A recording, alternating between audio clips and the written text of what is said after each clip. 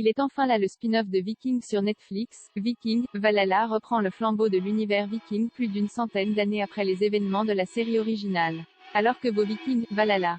De quoi ça parle? 100 ans après les premiers Vikings, est l'histoire de leurs descendants, parmi lesquels les légendaires Leif Erikson, Freddy Eriksdotter, Harald Sigurdsson et William le Conquérant, des hommes et des femmes prêts à tout pour survivre dans une Europe en pleine mutation.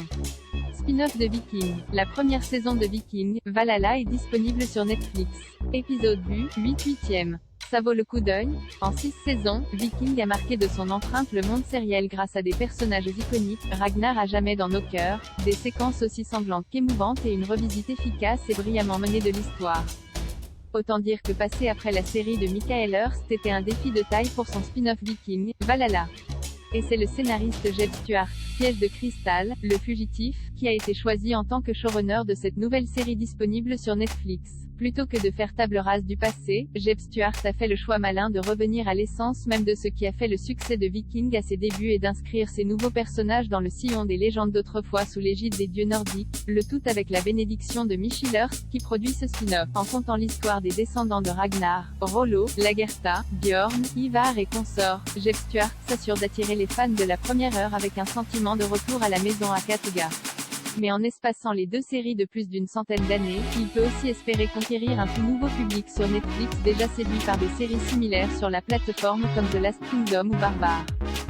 Sachez qu'il n'est pas indispensable d'avoir vu les 6 saisons de Vikings pour comprendre l'histoire de Vikings, Valhalla puisqu'il n'y a plus de nommer et d'expliquer les exploits des illustres ancêtres des protagonistes. Le spin-off rappelle, avec un carton au début de la saison, le contexte dans lequel s'inscrit la série et n'oublie pas de situer et nommer les différents lieux stratégiques, ce que la saison 1 de The Witcher aurait vraiment dû faire.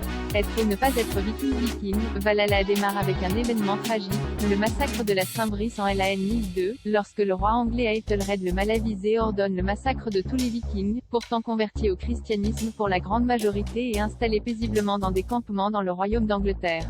Cette déclaration de guerre avec le peuple viking va être le point de départ de ce spin-off qui, par les épopées de 3 personnages principaux, l'explorateur Leif Erikson, Sam Corlett, sa fougueuse sœur au caractère bien trempé Freddy Eriksdotter, Frida Gustafsson, et l'ambitieux prince du Nord Harald Sigurdsson, Léo Sutter, s'attache à raconter la perpétuelle lutte entre les Vikings, déjà tiraillés entre leurs croyances païennes et chrétiennes, et la royauté anglaise, en creusant les tensions fraternelles, les guerres de religion et les luttes de territoire. Vikings, Valhalla remet au cœur de cet univers des questionnements déjà présents dans les premières saisons de Vikings sur le choc des civilisations, la découverte de l'autre, le respect des traditions et l'intégration de nouvelles cultures, les stratégies politiques, des plans d'invasion ingénieux, dont Ragnar serait fier, comme dans l'épisode 4, et surtout sur l'identité propre du peuple viking, déchiré entre des croyances opposées et des ambitions différentes mais toujours avec un but commun, l'entrée au Valhalla.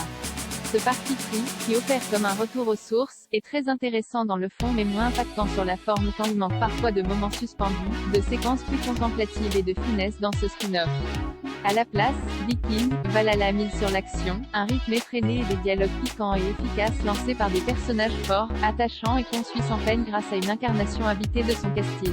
Il n'empêche que l'esprit de la série originale plane bien sur ce spin-off qui ne lésine pas sur les combats impressionnants et sanglants, les costumes soignés, les musiques envoûtantes et une bonne dose de sexe comme dans Vikings, première du nom. Malgré le manque de poésie et un générique sans grande envergure, qui faisait le sel de la série originale, Vikings, Valhalla n'est pas moins très prometteuse et très divertissante à l'issue de ses 8 premiers épisodes. Quand on sait que Jeb Stuart a déjà prévu plusieurs saisons pour Vikings, Valhalla, on se dit que cette première saison ne fait que poser les bases assez solides d'une série qu'on souhaite aussi intense et puissante que sa prédécesseur, avec toute la complexité humaine et philosophique qui s'en dégageait et sans un certain manichéisme simpliste et sans saveur qui pointe parfois le bout de son nez dans ce spin-off.